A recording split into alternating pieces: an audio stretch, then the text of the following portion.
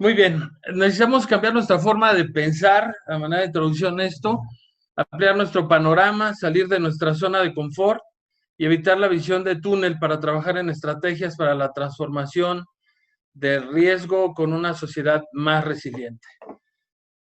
A nombre de la Asociación Nacional de Profesionales en Resiliencia, agradeciendo a Roxana por su bondadosa presentación, tenemos que hacer la pregunta clave de esta sesión. ¿Tenemos un plan?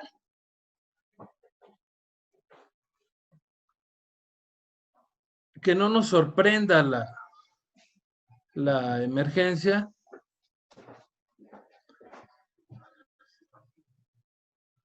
Y bueno, pues en este ejemplo vemos si era mejor salirse o quedarse, quién ordenó salir.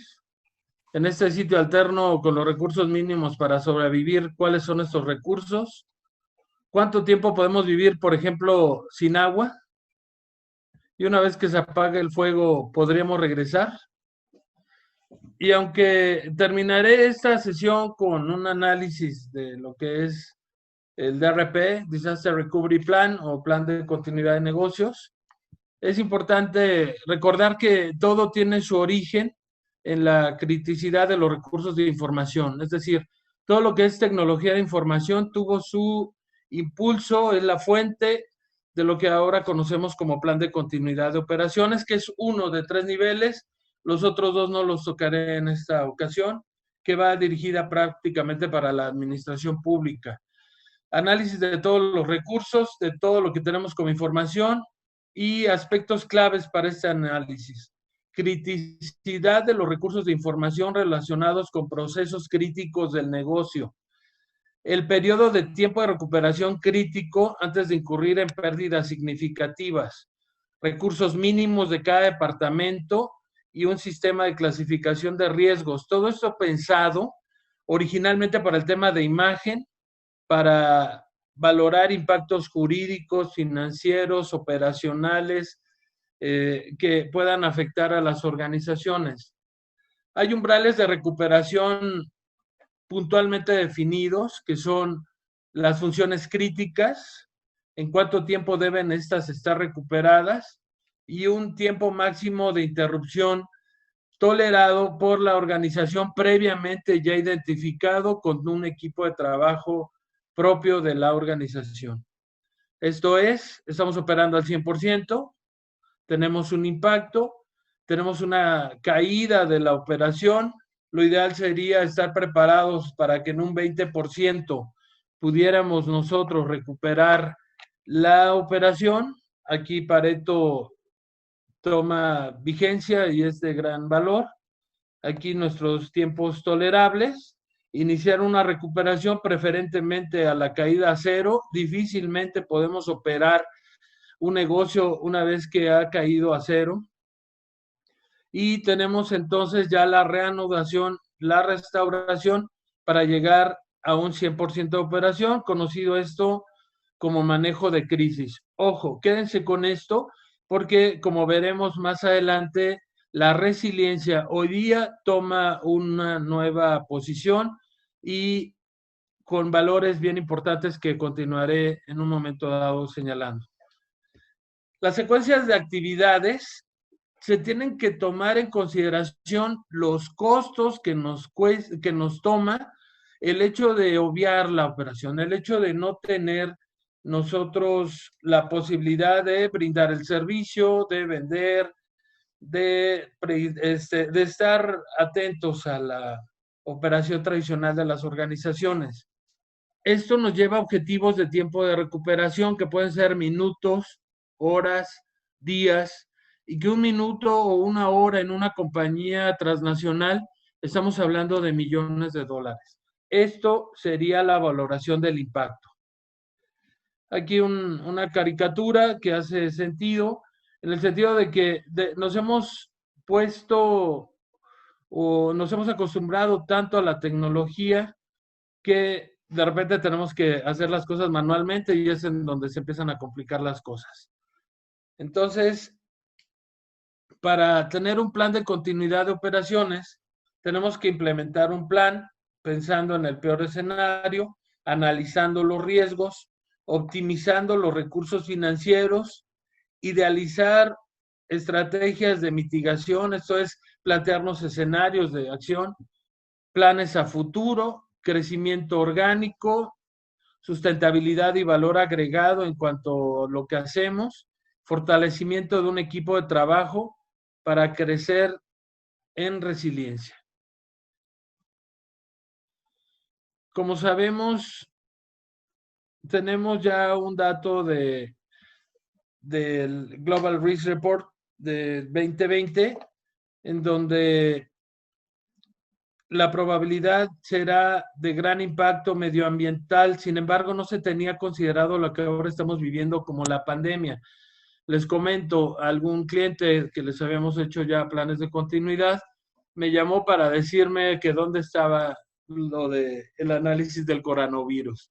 Situación que él propiamente le dio risa. Lo cierto es que sí se debió haber considerado como tal, pero lo que requiere cualquier organización es un desarrollo sostenible, considerando sí el cambio climático, sí la vulnerabilidad, sí la pandemia, no necesariamente como número uno, sino con la valoración y la exacta dimensión que el antecedente de H1N1 nos había dejado para valorar los riesgos. La economía o colapso. Hay que encontrar un balance para retomar las actividades productivas, para poderse,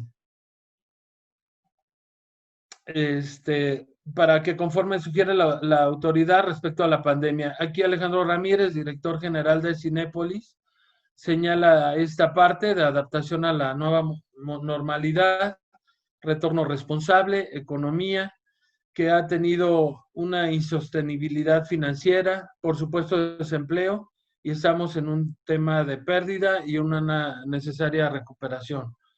Entonces, encontrar el balance para un director que ha perdido millones de pesos o de dólares en el mundo, es importante considerar su comentario. Resiliencia, entonces, es la capacidad de un sistema, comunidad o sociedad expuesta a una amenaza para resistir, absorber, adaptarse y recuperarse de sus efectos de manera oportuna y eficaz, lo que incluye la preservación y la restauración de sus estructuras y funciones básicas. Aquí vemos cómo la resiliencia se hace vigente a través de una mitigación que ya ocurrió, una adaptación en la que estamos todos nosotros y que nos invita a una innovación.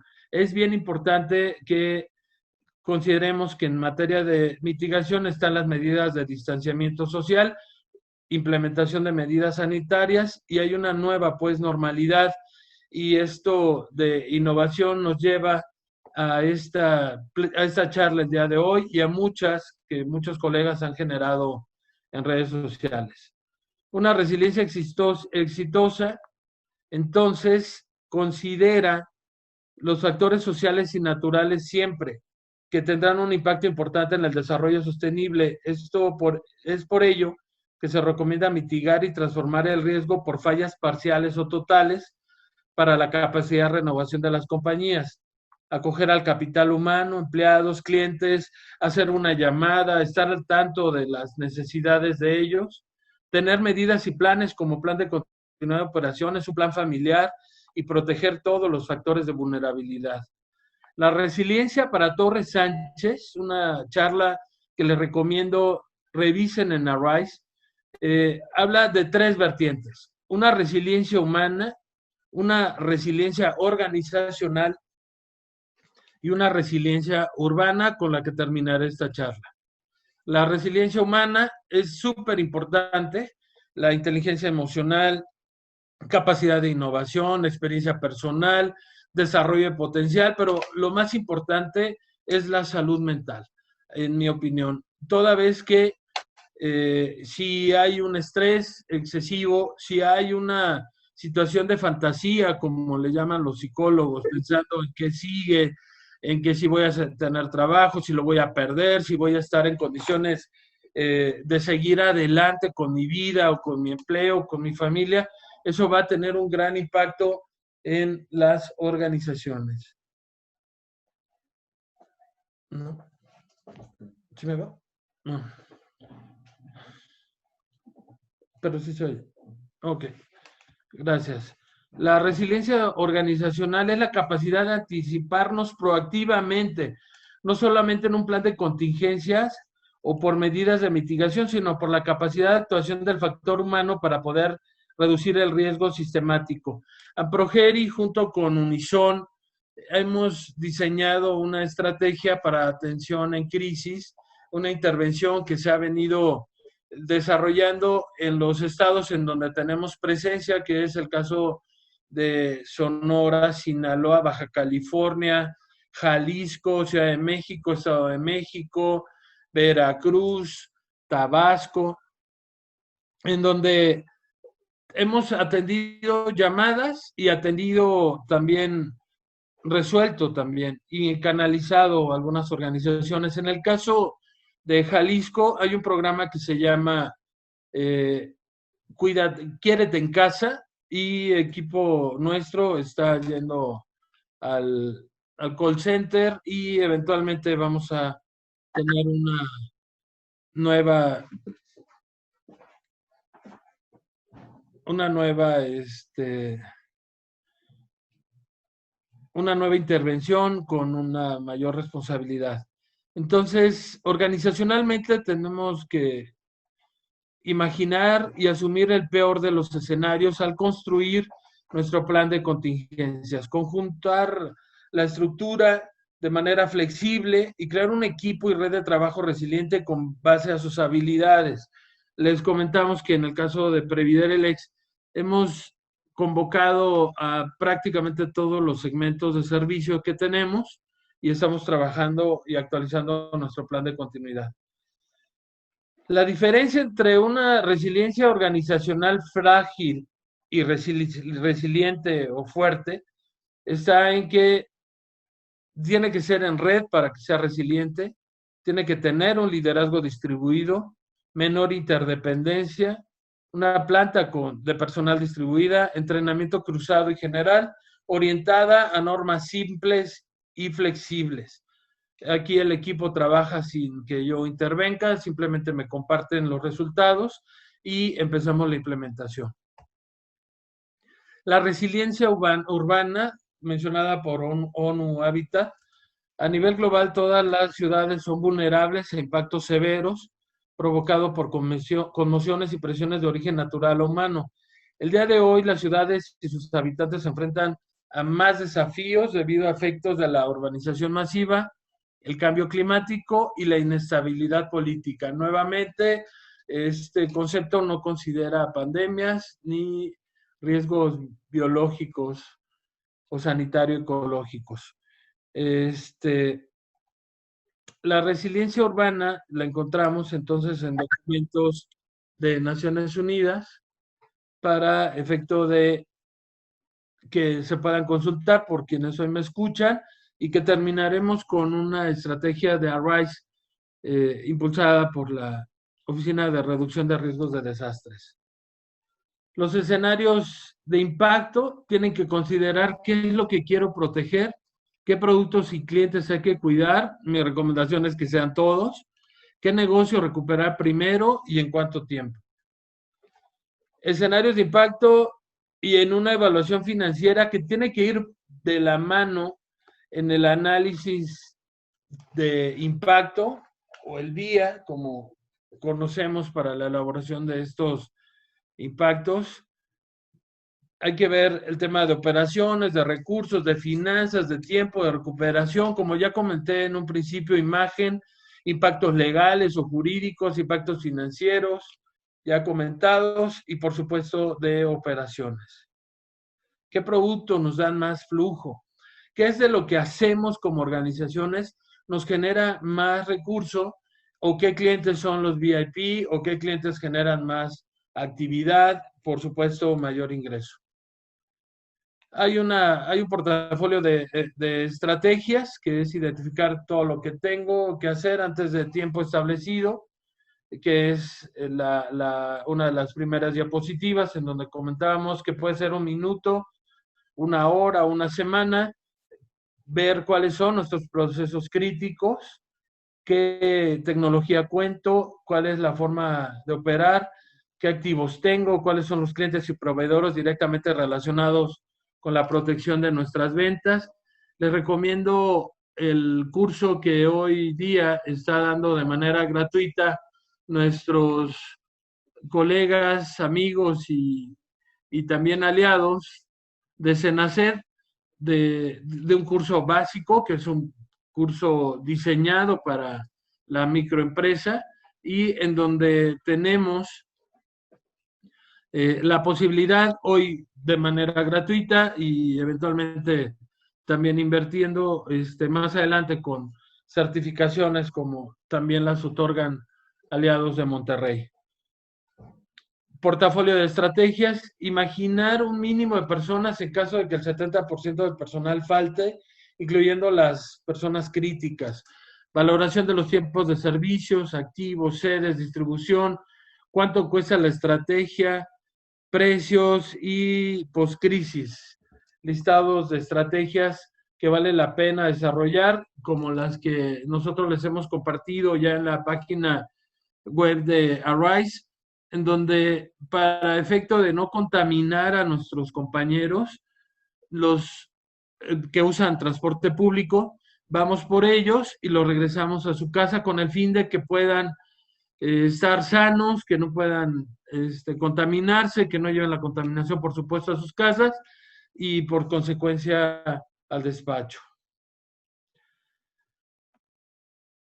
Cuando hablamos de plan de continuidad de operaciones o plan de continuidad de negocios, necesariamente tendríamos que llamarle a la gestión integral de riesgos, que también tiene 3 tiempos. Antes, nos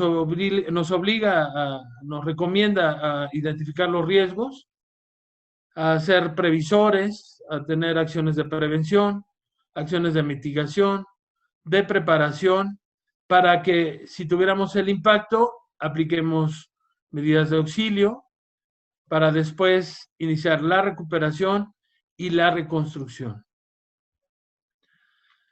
En México tenemos, cuando menos, y hablando desde el estado de Jalisco, porque hay más estrategias, vertientes de reactivación económica, una a nivel federal, otra a nivel estatal.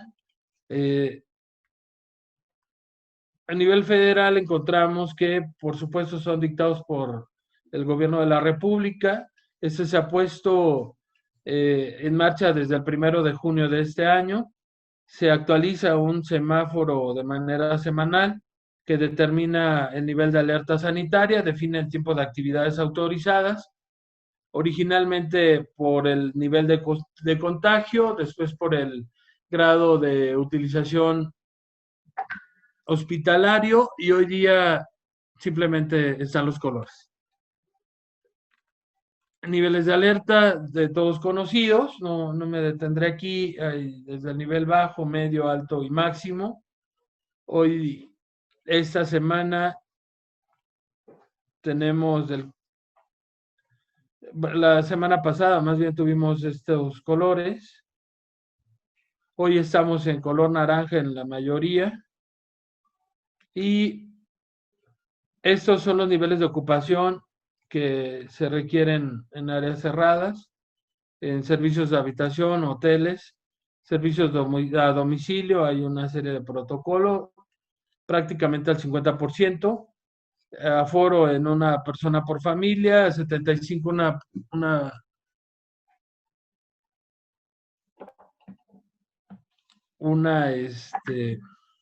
¿me ayudan? Juegos a puerta cerrada, como es de su conocimiento.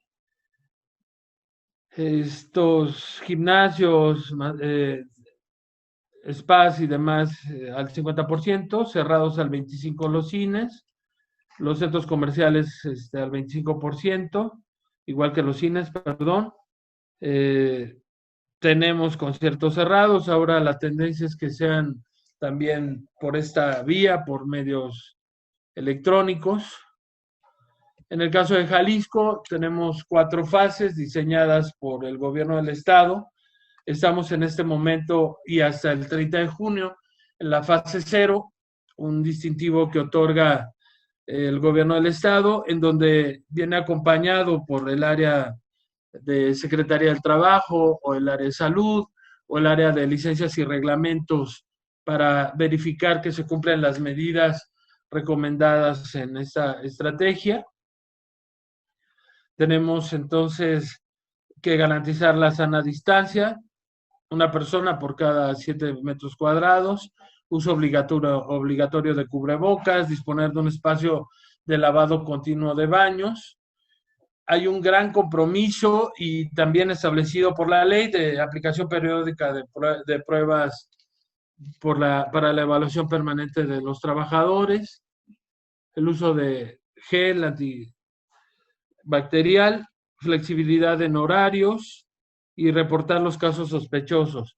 Hay una serie de controles en las organizaciones, desde tomar temperatura, pisos sanitizantes, herramientas para fortalecer la estrategia de salud de los colaboradores. En el caso de Jalisco, los hospedajes deberán estar al 50%, moteles al 50%, cabañas y áreas comunes cerradas. Los negocios de barbería, florerías, mueblerías y los que aquí se listan ya han empezado a operar. Hay una intensidad de tráfico, de movilidad vehicular intensa, y negocios al 50%, las industrias muebleras, de calzado, de bancos, industria eléctrica, restaurantes y cafeterías. Los servicios al 50% de personal laborando están aquí: electricidad, plomería, restaurantes, cafetería. Los negocios que sí pueden operar al 100% son bancos, telecomunicaciones, agua, luz, gas, y las empresas de investigación, servicios, agendas de mercadotecnia, edificios corporativos. En el caso de Previderex estamos operando al 100% y brindamos servicios de justicia alternativa, de protección civil, de asesoría. No estamos capacitando más que en línea. Como decía Guillermo de INCIDE, esto llegó al parecer para quedarse. Eso dice Memo, que es para quedarse. Y bueno, volvamos a la parte del principio. Estamos operando al 100%. La gestión integral de riesgos nos dice que hay que identificar, hay que ser previsores, hay que establecer estrategias de prevención, de mitigación, de preparación. Nos cayó el coronavirus, aún la gente sigue sin creer que esto existe. Iniciamos en un periodo de cuarentena. Nuevamente, lo recomendable es que tengamos aquí a Pareto bien presente, que lo ideal hubiera sido que las organizaciones estuvieran preparadas para cualquier posibilidad de impacto de cualquiera de los 6 fenómenos que habla Protección Civil, o de los que tienen identificados en las estrategias de plan de continuidad de operaciones, para evitar llegar a 0. Lo ideal es que empezamos una recuperación. Estamos en ese momento. Tendríamos que llegar a la etapa de reconstrucción como meta para llegar al 100% de la operación. Y hasta aquí podemos evidenciar lo que tradicionalmente conocemos como la gestión integral de riesgos. Pero la resiliencia no se queda ahí. La resiliencia empezó, como quedamos y comentamos hace un momento, desde la resiliencia humana, desde la resiliencia organizacional, y que aquí las organizaciones y los gobiernos municipales, estatales y de la República ya deberían estar diseñando. Es así como llegamos a una tarjeta de puntaje de resiliencia ante desastres de propietarios y operadores de edificios industriales y comerciales. Esta no es una tarjeta de Previdere, es una tarjeta pública, por supuesto, de acceso a quienes ya formamos parte de la red mundial de Arise y que se adapta a esta tarjeta de puntaje de resiliencia ante desastres de ciudades de la Oficina de Naciones Unidas para la reducción de riesgos de desastres. Sus autores son voluntarios, fueron voluntarios de la Oficina de Naciones Unidas para la Reducción de Riesgos de Desastres y Arise, dirigido a propietarios y administradores de activos inmobiliarios, edificios comerciales, industriales y residenciales múltiples, así como complejos. El objetivo nos permite a los propietarios y administradores de edificios sentar las bases de la resiliencia de sus edificios ante desastres naturales o provocados por el hombre, por lo que permite identificar y priorizar las mejoras.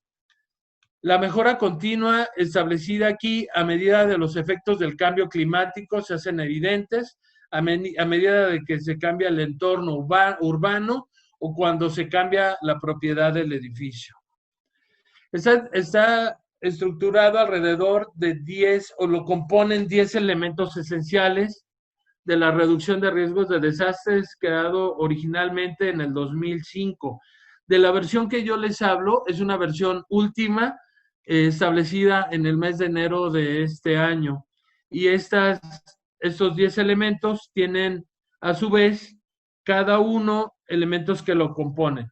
En el tema de la gobernanza, que comentaré en un momentito, en el tema de identificar, pero bueno, vamos viéndolo. El enfoque, la tarjeta de puntuación va más allá de los problemas tradicionales del reforzamiento de edificios, preparación de emergencias, para abordar factores del compromiso cívico comunitario de los propietarios y gerentes de edificios, que nunca los habían considerado antes y es bien importante. Aquí también es bien importante que, según la Real Academia Española, es la gobernanza, el arte o manera de gobernar que se propone como objetivo el logro de un desarrollo económico, social e institucional duradero, promoviendo un sano equilibrio entre el Estado, la sociedad civil y la economía. Procesos mediante los cuales actores públicos y privados articulan sus intereses, encuadran y priorizan cuestiones y toman, aplican y realizan el seguimiento de decisiones. Esto es muy importante porque también es considerada pues por esta estrategia. Y estrategia que considera, yo le llamaría vertientes, Naciones Unidas le llama esencial, actividades esenciales 1, organizarse para la resiliencia, son 10 elementos, presuponen la existencia de planes para mantener o mejorar la resiliencia ante desastres del edificio, participación en programas para desarrollar la continuación de operaciones, presencia de planificación de resiliencia y enfoque de gestión para las partes interesadas. Eso es cuando hablamos de partes interesadas, necesariamente tendríamos que estar pensando en un sistema de gestión de calidad mismo que involucra a las autoridades, a los temas jurídicos, a los temas de imagen, a los temas financieros, a los temas de operaciones que hemos venido comentando en el desarrollo de esta charla. Presencia de planificación de resiliencia y enfoque de gestión para estas partes es fundamental. Coordinar con actores externos, claridad en roles y responsabilidades, responsabilidades de seguridad del ocupante, material y equipos peligrosos, fortaleza institucional, el papel de la resiliencia ante desastres como criterio de decisión, trayectoria e impulso. El segundo nos habla de identificar, comprender y utilizar los escenarios de riesgos actuales y futuros. Disponibilidad de escenarios, análisis de amenazas y riesgos, el impacto del cambio climático y el aumento del nivel del mar, consideraciones de riesgos combinados y riesgos múltiples, consistencia con los escenarios de riesgo en ciudad y región, riesgos de inundaciones pluviales y fluviales, riesgos de inundaciones por tormentas costeras, riesgos de inundaciones por mareas o días soleados, riesgos de viento, huracán, tifón, tormenta tropical y tornado, riesgos de clima extremo, calor, granizo, tormenta, hielo, frío extremo, y este último elemento que serían terremotos y vulcanismo. El esencial 3 habla de fortalecer la capacidad financiera para la resiliencia y es la comprensión de costos probables para el propietario y administrador de edificio. Y es algo que siempre tenemos que tener presente. Presencia de un plan o estrategia para financiar mejoras o resiliencia de capital, conocimiento de fuentes de financiación, incluidos los incentivos y las medidas que se han accedido, la póliza de seguro o transferencia de riesgos, que el experto es Guillermo, que espero esté aquí acompañándonos, fondos de contingencia para cubrir el flujo de caja y necesidades de bolsillo hasta el pago. El esencial 4, perseguir un desarrollo urbano resiliente. Estamos hablando pues de códigos de construcción actuales, por supuesto mejorados, requisitos de código en curso, requisitos de accesibilidad, programas de construcción resiliente, desarrollos de códigos de construcción, conciencia y educación de los ocupantes. El esencial 5 habla de salvaguardar los amortiguadores naturales. Estamos hablando de la protección de los servicios de ecosistema, daños de los ecosistemas, infraestructura verde, personal responsable. El esencial 6 habla de fortalecer la capacidad institucional para la resiliencia. Son 2 elementos y prácticamente tiene que ver con el diseño y construcción. Nuevamente, plantearse escenarios de posibles impactos. Hay que utilizar herramientas arquitectónicas de ingeniería, como sería un gemelo digital, planificación e inclusión de construcción, involucrando las partes interesadas. Y pasamos al 7, incrementar la resiliencia social y cultural. Esto es edificios críticos, los roles como refugio, apoyo al personal clave, edificio, desde donde el edificio es para uso residencial, al alcance de los ocupantes, por supuesto, donde el edificio es para uso residencial, apoyo mutuo entre los ocupantes, planes de resiliencia, ojo, para compartir con partes interesadas externas, específicamente relevantes a la comunidad local, trabajo de divulgación en comunidad local, tarjetas de puntuación de la comunidad o ciudad. El esencial 8 tiene 3 elementos, habla de refugio para ocupantes desempleados, peligros, de los diferentes escenarios que ahí pueden ver. Estamos también considerando corte de comunicaciones, control climático, terrorismo, infraestructura crítica, infraestructura de respuesta ante desastres. El esencial 9 habla de asegurar una respuesta efectiva de desastres y habla de planes, de ejercicios, de métodos de comunicación de emergencia. El esencial 10 habla de acelerar la recuperación y reconstruir mejor. Habla de simulacro de recuperación post-desastre, entre otros, y integración de un pensamiento de recuperación. Todo esto se genera un producto que es un resultado de todo este análisis, de estos 10 elementos, para concluir con recomendaciones por parte de Naciones Unidas. Esto lo van a poder identificar.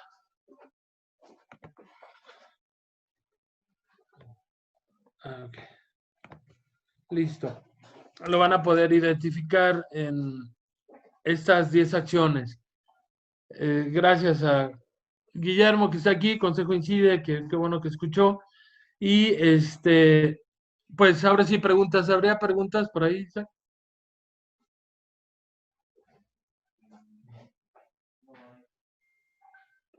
Comentarios de esta charla.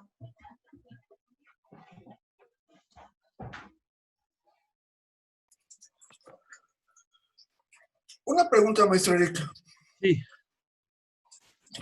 Comentabas al inicio de la charla que en el caso de tu cliente, ¿no? Que les había hecho la observación, ¿no? De que no habían considerado la parte de la pandemia, ¿no? Pues es que no pueden reclamar nada porque normalmente esos planos se hacen antes de que inicie el año, ¿no? El año que corre. Y número 2, creo que la parte que no entendieron ellos es que esos planes, al momento que aparece una nueva amenaza, tiene que juntarse el comité de crisis de la actualización como tal para enfrentar y ahora sí que ajustar a un nuevo escenario que está por presentarse, pues ajustar todo lo que se requiere en cuanto a la continuidad de negocios, ¿no? Creo que ahí sí es donde realmente a ellos sí no les quedó muy claro. Ahora, de acuerdo a tu punto de vista, son dos preguntas. La primera, ¿a partir de cuándo ellos debieron hacer el ajuste del plan de continuidad de negocios, considerando que esta pandemia arrancó la primera semana de diciembre en Wuhan, China, del año pasado, y llegó aquí a México y se tuvo el primer caso confirmado el 27 de febrero del 2020? Será la primera pregunta. Y la segunda pregunta viene siendo de qué es, digamos, cuáles son los puntos principales que debió haber considerado esa actualización del plan de continuidad de operaciones, o sea, en qué aspectos, para que estuviera actualizado y pudiera haber previsto todo o parte o gran mayoría de las cosas que se presentaron con esta pandemia del SARS-CoV-2. Gracias. Gracias.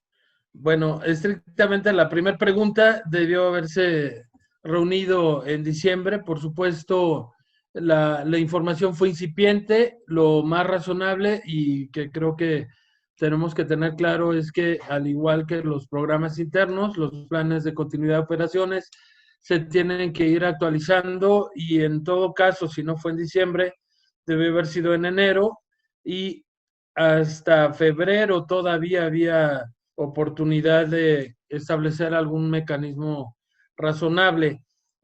Actualmente sigue sin reunirse el comité porque no están operando al 100% los centros comerciales.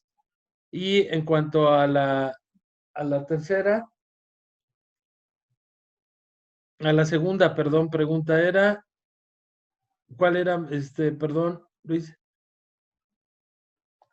Sí, ¿qué partes debieron ellos considerar dentro de la actualización del plan de continuidad de operaciones para enfrentar todos los escenarios que se presentaron o parte o los escenarios más graves que se presentaron y que tuvieron afectación? O sea, me refiero, si van a haber considerado la parte financiera, la parte estratégica, no sé, o sea, esa es la parte donde me gustaría en, en, en un plan, gracias Luis, en un plan se tienen que utilizar o integrar prácticamente todo o considerar todos los posibles impactos de imagen, legal, financiero, operaciones, de tal suerte de que debe haberse reunido el comité, como llamas, de crisis justamente, y es el caso que tuvimos conocimiento de algunas empresas que tampoco, aún y con la crisis, no identificaban la clasificación de qué era esencial y qué no era esencial. Es el caso de una empresa que hace ligas, ¿no? Y que para ella, ya, desde su perspectiva, desde su circunstancia, pues era esencial, no, esencialísima, ¿no? Y hacía ligas, o sea, no comprenden de repente cuál es la dinámica o el requerimiento de la pandemia, de la crisis. Evidentemente no tienen planes de continuidad en esta compañía. Espero haber respondido, Luis. Sí, gracias. Eric, buenos días. Buenos días. Oye, continuando un poquito con lo que comenta Luis, yo creo que es importante ahorita que se van a tener que hacer una revaloración de los esquemas en el tema de continuidad, partiendo de la catástrofe completa, pues, ¿no? Es decir, si bien es cierto que no podemos ser adivinos y podemos determinar qué impacto te va a pegar, bueno, tienes que partir desde el punto de vista que estar preparado para lo peor. Estoy hablando específicamente en lo financiero. Entonces tendrías que estar preparado para lo peor y partir de ahí.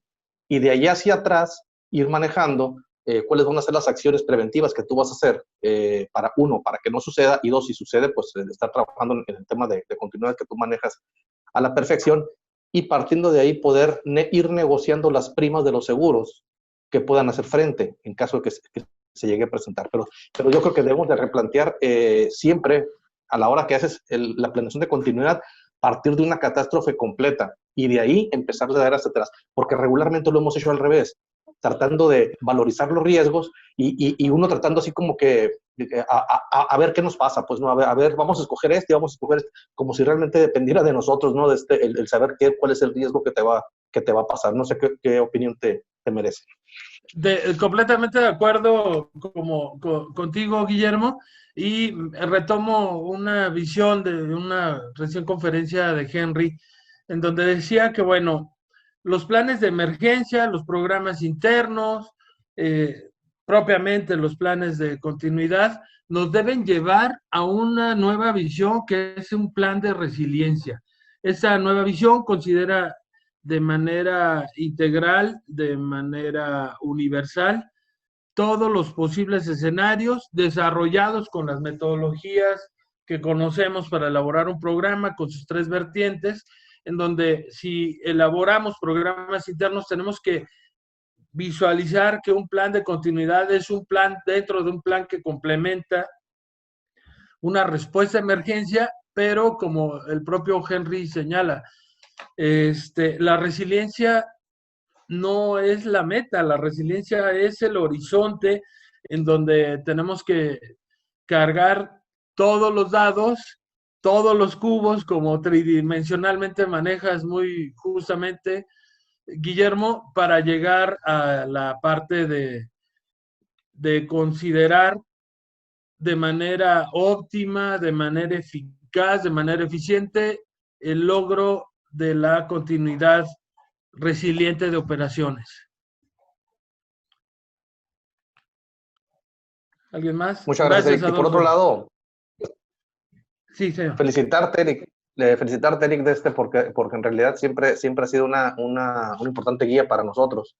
Y la verdad, pues desde que fuiste mi maestro, y lo diré y lo seguiré diciendo, ¿no? El tema de la continuidad de operaciones, yo lo conocí por ti. Entonces, la verdad que es un tema que me apasionó y empezamos a trabajar más de lleno en eso. Ya habíamos trabajado en el área de emergencia, ya habíamos trabajado en el área de prevención, pero el término continuidad no era un término que, al menos en mi tierra, lo teníamos reconsiderado. Sabíamos que existía en la ley, pues no, pero no el tema de hecho de estarlos trabajando. La verdad te agradezco porque has sido un gran maestro para mí y no nomás para mí, para muchas personas. Muchísimas gracias, Eric. Gracias por tus palabras, Guillermo. Me enresilienta. ¿Alguien más? Otra pregunta y perdón por lo latoso. Hermano, gracias. Recientemente, ahora que me tocó estar ahí haciendo algunas cosas, me di cuenta también que algo que no se considera mucho, que no está muy a la vista de todo el mundo en lo que se refiere a la continuidad de operaciones, normalmente está enfocada a la continuidad del negocio, ¿no? Que viene siendo para el sector privado. Pero en lo que se refiere a la continuidad de operaciones, a la continuidad de gobierno y a la continuidad de desarrollo, de acuerdo a un modelo que planteó en un momento determinado la doctora Ana Lucía Gil, no hay mucho al respecto. Tú que tienes mucho contacto con entidades de gobierno, en este caso de protección civil, la pregunta así directa es, ¿qué tan preparado en un momento determinado están las direcciones de protección civil que tú conoces para enfrentar una crisis mayor y si han considerado el desarrollo de esos planes de continuidad de operaciones para esas entidades de gobierno? Sería la pregunta. Sí, la respuesta sería que sí se requiere mayor involucramiento de las organizaciones, de las direcciones, de las dependencias de protección civil en prácticamente de manera transversal en todas las dependencias. ¿Qué es lo que pasó aquí? Que estrictamente para efecto del coronavirus o para esta emergencia que se ha convertido en pandemia y que es de manera clara mayor a lo que normalmente manejamos, no le corresponde. Y en la familia, en mi casa, hacemos bromas, digo, de quién le toca lavar los trastes, de quién le toca hacer la comida, de quién le toca servir el refresco, las bebidas en una fiesta. Y cuando le pedimos a alguien de la casa que lo haga, en broma siempre decimos ese no es mi departamento. Protección Civil se tendría que convertir en una Secretaría de Estado. Protección Civil tendría que ser el líder en cualquier tipo de contingencias. El día de hoy ha participado intensamente a nivel federal, tuvimos una plática con nuestro coordinador y justamente es ampliamente reconocido por la implementación del sistema de comando de incidentes. Pero en este caso, ese departamento, el departamento de salud no es de él, no es de protección civil, pues. A lo que me refiero es que requieren más, por no decir que no todas tienen la capacidad en el país de dar respuesta. Creo que... Gracias, Eric. Gracias. No, yo lo comentaba también, pero en el sentido de que a veces, y es un punto de vista estrictamente personal, siento que la participación de la Coordinación Nacional y de las direcciones estatales y municipales de protección civil deberían haber tenido un papel más preponderante. Yo sé que desde el punto de vista de ley está el Consejo General de Salud, que es el que maneja y está perfectamente bien establecido la ley, que maneja esas contingencias epidemiológicas. Pero aquí sobre todo el sentido de la pregunta es de que en un momento determinado esta pandemia pues rebasó a todo el aparato de gobierno, eso nos queda perfectamente bien claro. Y el hecho de que no se cuenten con planes de continuidad de gobierno, planes de continuidad de desarrollo basados en los planes de continuidad de operaciones de entidades de gobierno, pues hicieron de alguna otra manera que muchas decisiones más políticas que operativas o que de planeación se llevaron por así que encima de los pies a todo este problema de la pandemia con parte de los resultados que estamos viendo, ¿no? Es correcto, Luis. Sí, sí, sí. De repente la política no es tan sana en temas como estos, ¿no? Eric. Sí, señor. Bien. Hablando por parte de Protección Civil, en el caso de Guadalajara, efectivamente sí hay una falta de reconocimiento a los trabajos que se tienen que realizar por parte de Protección Civil. Sin embargo, pues es una etapa de aprendizaje para todos.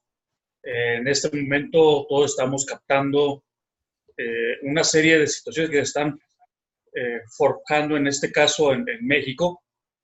Ustedes se fijan en todo el mundo, la tasa de mortalidad en cada uno de los países es del 2%, 3% de personas que fallecen por cada 100 personas contagiadas. Sin embargo, en México esto está ahorita en el orden del 12%.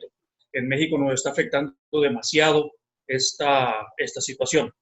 Sin embargo, tampoco no hemos tenido la oportunidad de poder mutar a un mejor manejo de la pandemia por parte de Protección Civil, porque efectivamente es una situación que compete a los órdenes de salud y al sector, en el caso de la reactivación económica, al sector trabajo, al sector laboral. Pero consideramos que las partes se corresponden. Por ejemplo, la capacitación a los empresarios en temas de la reactivación económica, de cuáles deberían ser las mejores condiciones para regresar al trabajo, buscando en la medida de lo posible la menor cantidad de contagios. En el caso, por ejemplo, del sector laboral y del sector salud, pues no tienen tantos recursos como para realizar las inspecciones adecuadas. Y las unidades municipales cuentan con más recursos que ellos que podrían dedicar a eso. Entonces, pienso yo que sí, definitivamente estamos en etapa de poder integrar más a estos organismos para que realicen el trabajo adecuado. En primer lugar, que las capacitaciones sean más de un carácter más oficial, que no sean solamente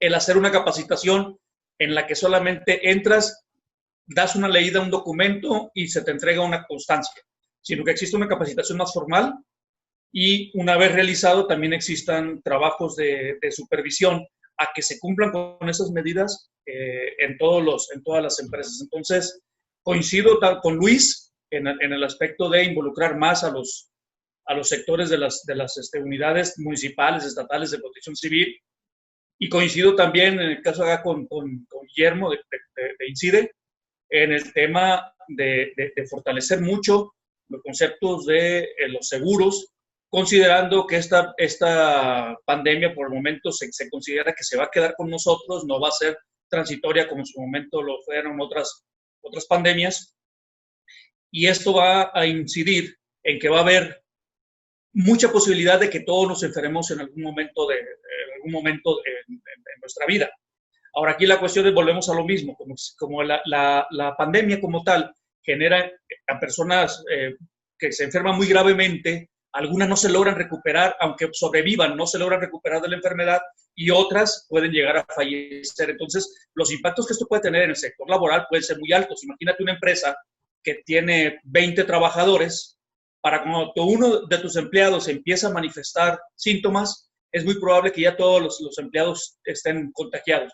Y esto va a impactar muy duramente a esa empresa, porque pueden morir personas que son claves dentro de la empresa y que pueden llegar a ocasionar la caída como tal. Entonces, coincido mucho también con Guillermo, el fortalecer todas las empresas en aspectos de el plan de continuidad y manejar el tema de seguros, los financiamientos y todo ese tipo de situaciones. Muchas gracias, Ismael. Bueno, y qué bueno que está aquí la Coordinación Nacional, está Luis Enrique Ciorcia. Gracias por acompañarnos, Luis. Gracias a la compañera Elda Montes de Guanajuato. Evidentemente hay una corresponsabilidad entre la autoridad y el ciudadano. Y en ese contexto, como bien dices, nos va a dejar una gran lección, una gran lección que tenemos que capitalizar y redoblar esfuerzos para estos momentos que vienen de reactivación. Quiero agradecer también la presencia de Mariano Catace, presidente del Colegio Mexicano de Protección Civil y Gestión de Emergencias. Gracias a Adolfo Anguiano por tus comentarios. Carlos Suárez de la Universidad de Guadalajara y presidente de APROGERI aquí en Jalisco. Gracias a Fernando Osuna, miembro también de ARISE. ¿Algún otro comentario para, si no, solicitarle o duda o pregunta, solicitarle a mi vicepresidenta Roxana, que debe seguir en el festejo, el cierre de esta sesión?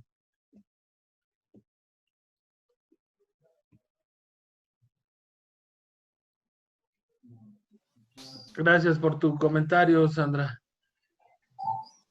Yo sí puedo, Eric. Sí, por favor, Víctor, gracias. Bueno, primero, pues muchas gracias por darnos el refresh de varios temas que vimos cuando nos encontramos en México en la reunión con ARISE. Es un tema que no podemos dejar al lado, lo seguimos trabajando en las empresas. Está costando trabajo, pero yo creo que podemos salir adelante. El tema de la pandemia realmente nos ha puesto a prueba no solo a las áreas de protección civil, de gestión integral, de seguridad industrial, de salud ocupacional, que no veíamos venir el tamaño del problema y que las soluciones que hemos ido aplicando se han ido muchas veces improvisando, ha sido prueba y error, pero muchas de estas acciones se van a quedar y vamos a tener que convivir en todo el país y en todo el mundo con muchas de las acciones que estamos aplicando hoy en día, que estamos viendo, desde el cubrebocas que al final va a tener que combinar con la corbata, o del color de los lentes. Ya verán las señoras sabiendo cómo viene la moda de los próximos años, pero definitivamente nos vamos a quedar con muchas cosas que hoy nos va a volver más resilientes. Te agradezco la charla y la oportunidad de saludarte. Un abrazo para todos. Gracias, Víctor. Igual un placer saludarte hasta Veracruz. Fuerte abrazo. Gracias, Rocío. Veracruz presente, como siempre. Carlos Alberto, muchas gracias por acompañarnos. No sé si el compañero Luis Enrique Ciorcia nos haga favor de hacer algún comentario. Mariano, si andas por ahí todavía. Aquí estoy, Eric. No, pues felicitarte. ¿Qué más? ¿Qué más te puedo decir? Siempre es un placer escucharte. Como bien lo dijo Memo ahorita, escuchar al maestro, ¿no? Al maestro de la maestría. Muy gratos recuerdos y siempre muy ilustrativo todos tus comentarios. Te agradezco mucho la invitación y aquí estamos pendientes. Un abrazo, Eric. Muchísimas gracias, Mariano. Aprovecho para también darte las gracias y nos vemos a principio del mes que entra con una charla en estas charlas que hemos estado implementando, que iniciamos con el pie derecho ahí con el buen Guillermo y Lili, que no sé si alcanzó a entrar, que estuvo muy buena también la charla. Yo les agradezco la bondad de sus comentarios y que nos acompañan el día de hoy. De Durango, de Guanajuato, de varias partes del país, y próximamente, ya que se acabe esta pandemia, los visitaremos y estaremos fortaleciendo la membresía en el país. Vicepresidenta, creo que ahora sí. Ahí está. Muy bien, muchas gracias a todos por su gran participación y en especial al maestro Eric por compartirnos tantos conocimientos y tantas herramientas que también nos actualizan y nos hacen más conscientes de lo que las empresas necesitamos y también como personas ocupamos hacer nosotros mismos. Les agradecemos a todos y esperamos que estas reuniones de los lunes sean un hábito para que todos sigamos aprendiendo. Muchísimas gracias, Fragan Brogeri. Es un gusto que nos acompañen. Nos vemos el próximo lunes. Nos vemos. Gracias a todos. Gracias, vicepresidenta. Sigue festejando. Gracias. Un honor ayudarte. Nos vemos la siguiente semana con Fernando Osuna, una charla también seguramente espectacular. Gracias.